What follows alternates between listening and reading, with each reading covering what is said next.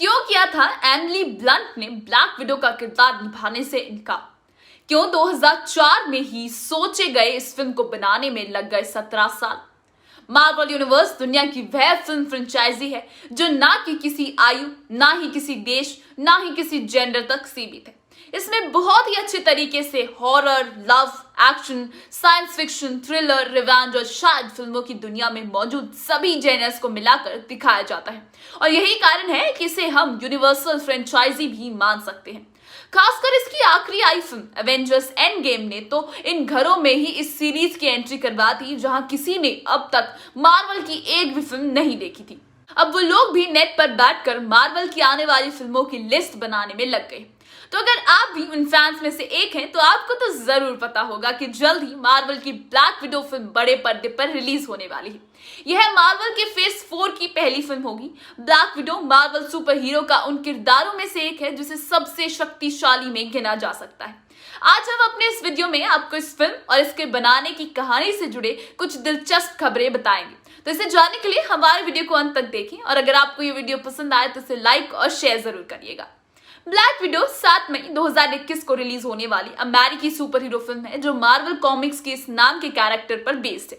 Marvel studios द्वारा produce और Walt Disney studios motion pictures द्वारा डिस्ट्रीब्यूटेड है। यह मार्वल सिनेमैटिक यूनिवर्स की 24वीं फिल्म है। फिल्म का निर्देशन केट शॉर्टलैंड ने किया है और फिल्म की कहानी को जैक शेफर और नेड बेंसन ने लिखा है। स्कारलेट जॉनसन फिल्म में मेन लीड नताशा रोमनॉफ उर्फ ब्लैक विडो के किरदार में नजर आएंगे। स्कारलेट इसके पहले भी आयरन मैन 2 में, the Avengers, Captain America Winter Soldier, Avengers the Age of Ultron और Captain America Civil War, Avengers Infinity War, Avengers Endgame में ब्लैक विडो का अभिनय कर चुकी हैं। इनके अलावा फिल्म में सपोर्टिंग एक्टर्स के तौर पर Florence, David Harbour, O-T Fagbenle, William Hurt को भी एक्टिंग देखने को मिल सकती है। तो आपको बता दें कि ब्लैक विडो को पहली बार में एक रशियन स्पाई के रूप में दर्शाया गया था जो आयरन मैन की कॉमिक सीरीज में विलन थी। वह बाद में अमेरिका चली गई और जहां वह शील्ड एजेंसी के लिए जासूसी करने लगी और इसके कुछ समय बाद ही सुपर हीरो टीम एवेंजर्स की सदस्य बन गई।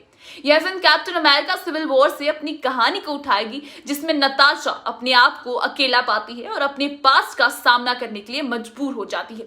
कहानी उसके एवेंजर्स बनने से बहुत पहले की है जिसमें उसे कई ताकतों का सामना करना पड़ता है जो उसे हराना चाहती है। अपने स्पाई पहचान और टूटे रिश्तों में डील करना होगा। ब्लैक विडो पर बेस्ड सोलो फिल्म में सोच अप्रैल 2004 में लिन स्कॉट द्वारा शुरू की गई थी जिसकी कहानी लिखने और निर्देशन के लिए डेविड हेटर को चुना भी गया था, लेकिन यह प्रोजेक्ट आगे नहीं बढ़ सका। जून 2006 तक मार्वल स्टूडियोज को फिल्म के राइट्स वापस मिल गए।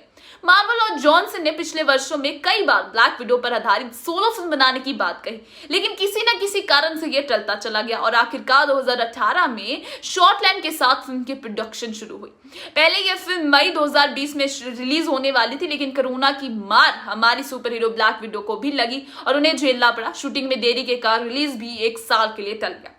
फिल्म में जुड़ी एक दिलचस्प खबर यह भी है कि जनवरी 2009 में मार्वल ने आयरन मैन 2 में ब्लैक विडो की भूमिका निभाने के लिए एमिली के साथ डिस्कशन की शुरुआत की थी, लेकिन वह गुलिवर्स टेल्स में काम करने से अपनी पिछली कमिटमेंट के कारण इस रोल की हाँ नहीं कर सकी और यह मौका स्कारलेट को मिल गया। मार्वल को हमेशा से अपनी फिल्म के लिए बहुत अधिक रिसर्च और मेहनत करने के लिए जाना जाता है और इसमें भी उनके इस डीप रिसर्च का पता इसी बात से चलता है कि फिल्म के लिए 65 से भी ज्यादा निर्देशकों के साथ मुलाकात की गई थी, जिसमें डेनिस गेम्स, चोले शाओ भी शामिल थे जिन्होंने मार्वल की दूसरी अपकमिंग फिल्म द इटर्नल्स को निर्देशित करने के लिए चुन लिया था।